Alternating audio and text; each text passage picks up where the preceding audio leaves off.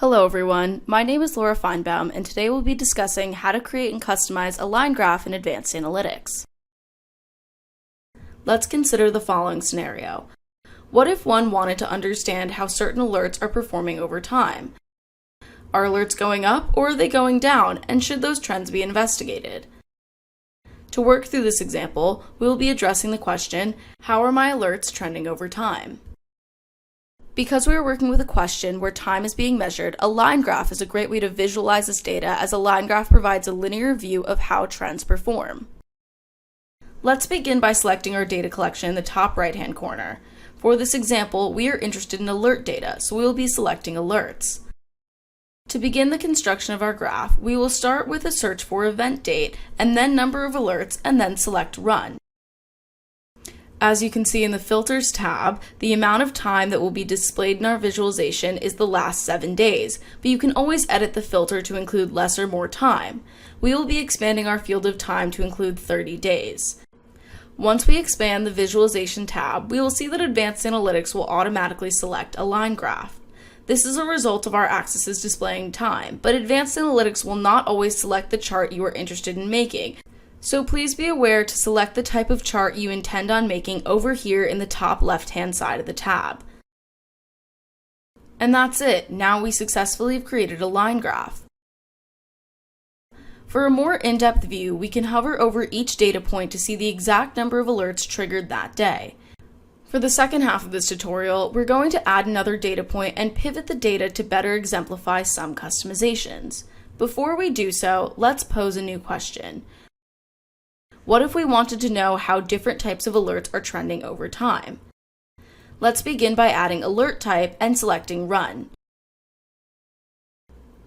After we run the data, we can see here that the graph does not represent the alert types and dates properly. Thus, we will pivot the alert type data from being presented in rows to columns. If you're interested in learning more about pivots, see the pivots video. Now that we have alerts types pivoted, the visualization will present a different line and color for each alert type.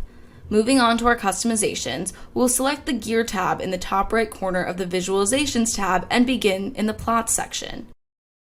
The first section, labeled Series Positioning, changes the formation of a line graph based on overlay, stacked, or stacked positioning. Below it, the section Grid Layout gives the user options to present the line graph based on original shape, by pivot, which will divide each line to its own chart, or by row. After Grid Layout, we have Line Interpretation, which gives the user the option to edit the shape of the line, such as smoothing the points to curves. Following those options, we have two switches, one of which provides the option to remove null values from the plot, and the other which transforms the X and Y values by reversing which values are plotted on each line. We're going to keep the null values in this visualization because each null represents a day where that alert type was not triggered. To better see this example, I'm going to remove the watch list and policy lines by selecting their names in the legend. This function does not remove the data from the visualization, but rather gives the user the ability to see data that may be crowded below in a better view. This option is also available after the visualization is completed in a dashboard.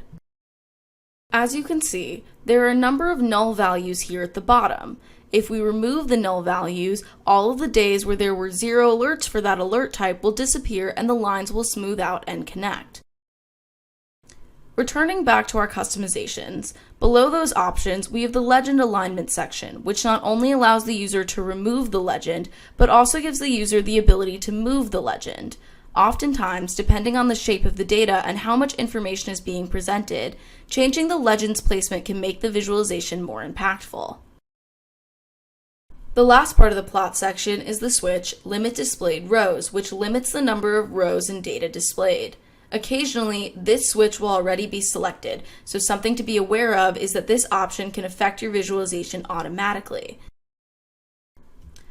The next customization tab is the Series tab, where you can edit the style of the points on your line, or you can edit the color and name of each of your data sections.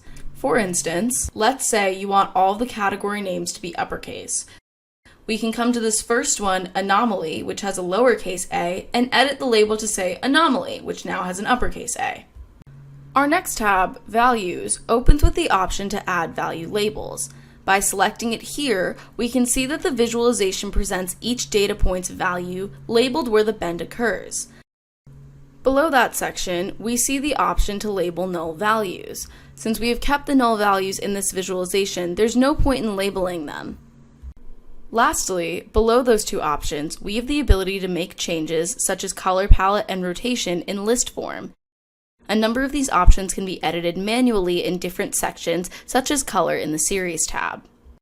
Our next tab is for our x-axis. Starting with the beginning of x, we see 4 options for scale type: automatic based on data, ordinal, linear, and time, followed by 2 switches, reverse axis and show axis name. Underneath the 2, we see a custom axis name, which is where we can change the name of our x-axis. For this video, we'll change the existing name from event date to time. Below that option, there are 2 fields where users can change the rotation of the data listed on the x-axis. For example, one can add a rotation of 45 degrees to slant the information. Lastly, for our x-axis customizations, we can edit what each data point on the x-axis reads by inputting the proper time label format. For instance, %d, %B, and %y will add the day, month, and year. Lastly, we will look at our y-axis customizations, beginning with the switches for grid lines and reverse axis, which have the same effect as the x-axis option. Below, we see options to move the x-axis from the right side or left side of view. This option is useful if the user is presenting multiple y-axes on one visualization. For a more in-depth example of this process, see our bar chart video. The next few options are the same as the x-axis customization, including scaling, renaming, and formatting. Finally, the last 2 sections give users the option to add a reference line or trend line and then edit the line accordingly. This has been the Advanced Analytics training video on constructing and customizing a line graph. Thank you for watching.